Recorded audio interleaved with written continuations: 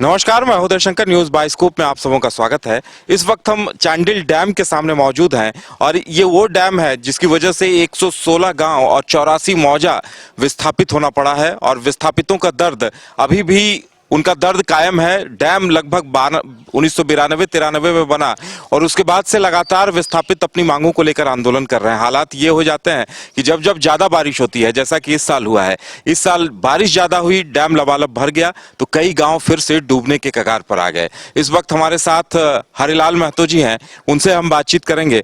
हरिलाल जी, आप बहुत करीब से देख रहे हैं और ये जो विस्थापित गाँव के लोगों की समस्याएं हैं, वो समस्याएं जस की तस बनी हुई है, क्या कहेंगे इस पर? ये जब से डैम बना है अब न पूरा यहाँ का जो पब्लिक है पूरा मुआवजा नहीं मिला, कुछ को मुआवजा दिया गया और विस्थापित किया गया। जैसे अभी 22 ठो आपका पुनर्वास स्थल बनाया गया है। पुनर्वास स्थल में विस्थापित को पहले जब ये हुआ तो 25-25 डिसमिल जमीन दिया गया था। अब उसको काट के अभी 12.5 डिसमिल ही किया, लेकिन 12.5 डिसमिल जो जमीन अभी विस्थापित को दिया जा रहा है, लेकिन 12.5 डिसमिल का भी अभी पर्चा नहीं दिया गया, ऐसे ही बसाया गया। लेकिन जो भी अभी विस्थापित यहाँ जो बसा है पुनर्वास स्थल में, वो लोग का अगर अपना बच्चा का कास्ट इनकम बनाना पड़ता है, जो पुराना वो लोग का खतियान गाँव से जाके निकाल के और ब्लॉक से जाके इनकम कास्ट बनाना पड़ता है। इसलिए कि कम से कम जो विस्थापित हुए उस सब का पर्चा मिल जाएगा तो लोग अपना यहाँ से बच्चों का अपना इनकम कास्ट बना पाएंगे। और सर्विस जो बहुत ही कम परिवार को मिला, पूरा मुआवजा नहीं मिलने के चलते बहुत ऐसा गांव में जो अभी भी आदमी गरीब आदमी वहीं रह रहा है। और हर एक साल जैसे इस जब से जेएमएम गवर्नमेंट बना है 2019 से हर एक साल अभी पहले क्या 179-80 करने से उतना पानी नहीं होता है कि गाँव डूब जाता, लेकिन अब क्या कर रहा है सरकार में 183, इस बार 183.50 तक ले, मतलब 183.50 तक पानी कर दिया, जिससे 50 गाँव पूरा डूब गया। इससे बहुत गांव में ऐसा हुआ कि मतलब घर डूबने के बाद मट्टी का घर था सब धंस गया, आदमी तिरपाल में तंबू बना के जाके रहने लगा। इस तरह का बहुत ऐसा गांव हुआ जो गांव को हम अपने निजी स्तर से जाके सरकार के तरफ से कोई सहयोग नहीं, यहाँ का स्थानीय एमएलए को कोई ये नहीं। सरकार जब यहाँ जहाँ हम लोग अभी डैम में बस के नीचे मैदान में जब 2019 में चुनाव हुआ, उस टाइम हमारे जो अभी सीएम है हेमंत सोरेन जी, उन्हें यहाँ गांगुड़ी वाला फुटबॉल मैदान में यहाँ भाषण दिए थे कि अगर हमारे सरकार बनेगी तो हम विस्थापित आयोग बनाएंगे और विस्थापितों का जो समस्या है सारा समस्या का समाधान करेंगे। लेकिन अब 5 साल अभी देखिए होने जा रहा, अभी 1 महीना बाद फिर चुनाव का डुगडुगी बजने वाला, लेकिन न अभी विस्थापितों का आयोग बना, न विस्थापितों को मुआवजा मिला। अभी विस्थापित तिरपाल में रहने के लिए मजबूर है, न सरकार के तरफ से अभी कोई सहयोग मिल रहा है। देखिए, ये विडंबना है यहाँ की कि विस्थापित अभी भी तिरपाल में रहने को मजबूर है और जैसा कि हरेलाल जी बता रहे हैं कि 180 से कभी पार नहीं होता था जो वाटर लेवल था,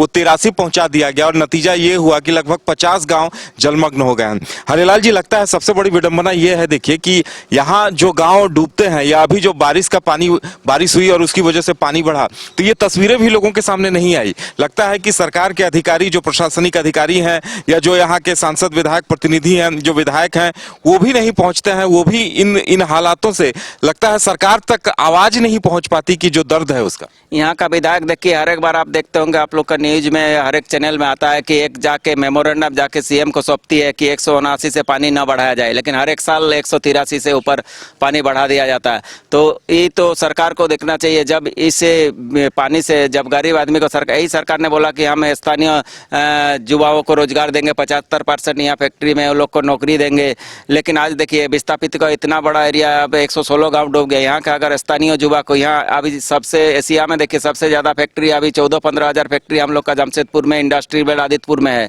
लेकिन यहाँ के कोई विस्थापित परिवार या विस्थापित का जो युवा लड़का है जो बेरोजगार है, उसको ले जाके भी सरकार ने कभी किसी को अभी नौकरी नहीं दिया। सब अपने गांव में रह रहा, अपनी खेती कर रहा। लेकिन इतना बड़ा डैम रहने के बावजूद भी देखिए यहाँ कहीं सिंचाई का लिफ्ट इरिगेशन से कहीं व्यवस्था नहीं है कि एक खेत को पानी जाए। ऐसा ही नहीं, खाली यहाँ का जो विधायक है खाली सीएम को ले जाके एक एप्लीकेशन दे देती है कि यहाँ पानी इतना रखा जाए कि विस्थापित न डूबे, और हर एक साल डुबाते हैं। अभी डूबने के बाद देखिए कहीं न सरकारी सुविधा, जब ये तो एक साजिश के तहत डुबाया गया।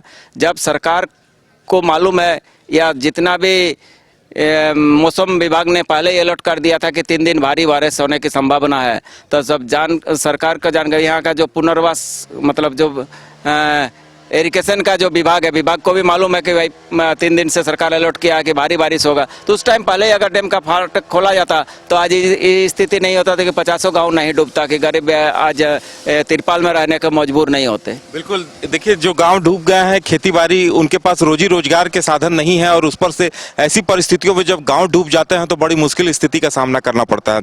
हरेलाल जी, देखिए इस डैम को हम देख पा रहे हैं हजारों एकड़ में फैला हुआ है, कई टापू हैं, न यहाँ रिसोर्ट है, न टूरिस्ट के लिए कोई सुविधा है। और इससे अगर ये तमाम चीजें डेवलप की जाती यहाँ, अगर सरकार इस पर ध्यान देती, कुछ मेरिन ड्राइव जैसा बनाया जाता, तो यहाँ के जो विस्थापित हैं हजारों लाखों युवाओं को रोजगार मिलता, जितने विस्थापित थे सभी को रोजगार मिल जाता। लेकिन उस दिशा में भी लगता है कभी कोई प्रयास नहीं हुआ। झारखंड बने 24 साल हो गए, इस सरकार ने देखिए पहले नहीं किया कि यहाँ के विस्थापितों को रोजगार मिले। जैसे आप बताएं कि इसको अगर मेरिन ड्राइव बना जाए या टूरिस्ट के जैसे अगर या रिसोर्ट बना के या और सब भी यहाँ बहुत तरह का, या तो टूरिस्ट इतना यहाँ आएगा कि हाँ बहुत यहाँ जो विस्थापित युवा है अपना इसमें रोजी रोटी अपना चला रोजगार कर सकते हैं। लेकिन सरकार के तरफ से देखिए कहीं यहाँ वैसा कुछ सुविधा नहीं है कि यहाँ का विस्थापित आगे बढ़े, यहाँ विस्थापित को रोजगार मिले। अगर सरकार चाहती तो बहुत कुछ बन सकता था।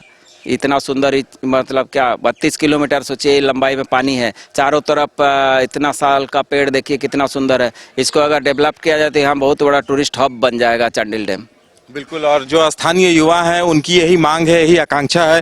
क्या लगता है कि अब यहाँ कोई ये भी बात अक्सर आती रही है कि कोई स्थानीय शख्स यहाँ विधायक नहीं बन पाया, जनप्रतिनिधि नहीं बन पाया, इस वजह से लगता है यहाँ के लोगों की, यहाँ के विस्थापितों की आवाज न सदन में गूंज पाई, न सरकार में, न रांची राजधानी तक पहुंच पाई।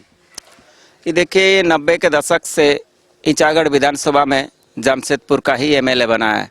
चाहे जो भी बने, आज 35 साल हो गया जमशेदपुर का ही यहाँ ईचागढ़ विधानसभा का प्रतिनिधित्व कर रहा है। लेकिन जो भी बना वो यहाँ के ईचागढ़ विधानसभा के लिए कभी नहीं सोचा। आज देखिए पूरा चांडिल अनुमंडल ईचागढ़ विधानसभा में 40 साल पहले एक डिग्री कॉलेज है चांडिल में, वही एक डिग्री कॉलेज है। आज तक लेना उस डिग्री कॉलेज में बाउंड्री बनाया गया। अभी आप अगर देखिएगा तो उसमें 4 कमरा है और 7,500 बच्चा का एडमिशन है। आप बोलिए कि 7,500 बच्चा किस तरह 4 कमरा में पढ़ाई करेगा।